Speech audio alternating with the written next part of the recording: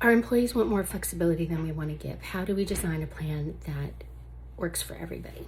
And so that's where I'm going to tell you that you actually need to figure out what your intention is, how you tell that story, how you build out processes and procedures that are going to allow this, and how you embed it in your organization. So that's essentially the framework that I use.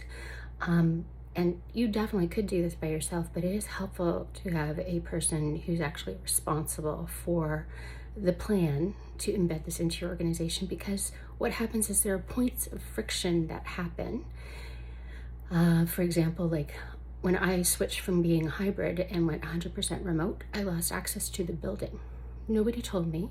I didn't know until I tried to go downtown and swipe into the building I'd worked in for 16 years. So what does that do? That creates a feeling of disengagement because I'm still working for the company, but I can't access the building.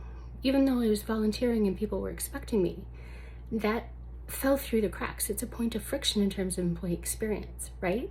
So how do you create more flexibility?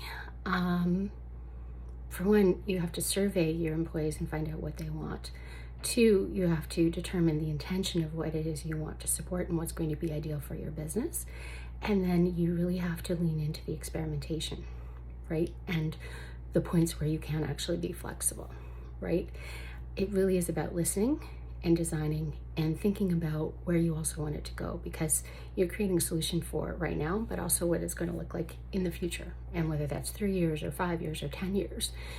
How often are you going to have this opportunity to redesign all of your processes and procedures and really have that filter throughout all of the aspects of your organization, right? So take the time now, and 100% of your employees may not be happy with what you design, but if the majority are, then you're on a good track.